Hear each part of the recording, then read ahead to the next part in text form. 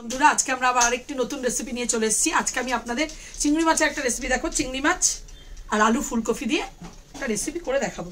এখানে আমি চিংড়ি মাছ নিয়ে নিয়েছি, ধুয়ে বেছে পরিষ্কার করে ধুয়ে নিয়েছি। এখানে ফুলকপি আলু কেটে নিয়েছি। এবার আমি চিংড়ি মাছটাকে নুন আর একটু হলুদ দিয়ে একটু মেখে নেব।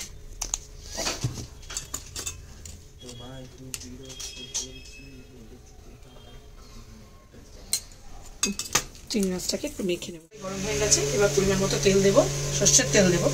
এই রেসিপিটি সর্ষের তেল দিয়ে ভালো হবে। অনেকে সাদা তেল দিয়েও করতে পারে যারা সর্ষের তেল খায় না।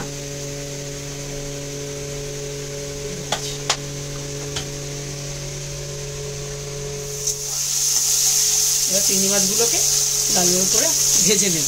চিংড়ি মাছটা ভাজা হয়ে গেছে, তুলে নিচ্ছি। খুব বেশি কড়া করবো না, তাহলে চিংড়ি মাছটা শক্ত হয়ে যাবে। ভেজে তুলে নিলাম। এবার তেলটা ঠিকই আছে, আর তেল দেবো না। এবার একটু গোটা জিরা তেলের মধ্যে দিয়ে একসঙ্গেই দিয়ে দেবো, ভেজে নিতে পারবো। আলাদা আলাদা করে ভাজা যাবে, একসঙ্গে ভাজা যাবে। আলু ফুলকপিটা দিয়ে সামান্য একটু নুন দিয়ে দেবো, অল্প করে। এবার এটাকে ভালো করে ভেজে নেব। ভাজা হতে থাক, ততক্ষণ আমি এর মশলাটা রেডি করে নিই। আমি এখানে মশলার জন্য হলুদ গুঁড়ো, পরিমাণ মতো হলুদ গুঁড়ো, লঙ্কা গুঁড়ো, যে যেরকম ঝাল খাবে সেরকম লঙ্কা গুঁড়ো, জিরে গুঁড়ো, আদা বাটা,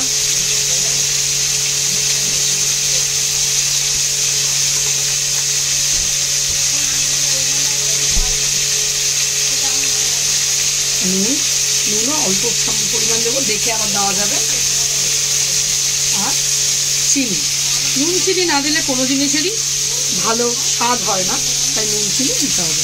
দিয়ে আমি মশলাটাকে রেডি করে নিয়েছি। মশলাটা যে রেখেছিলাম সেটা দিয়ে দিয়েছি। এবার এই মশলাটা দিয়ে ফুলকপিটাকে ভালো করে কষিয়ে নিতে হবে। দিয়ে দিলাম।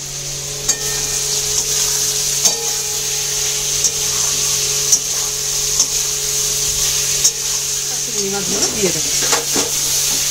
চিংড়ি মাছগুলো দিয়ে এবার ভালো করে এর সাথে নাড়াচাড়া করে নিয়ে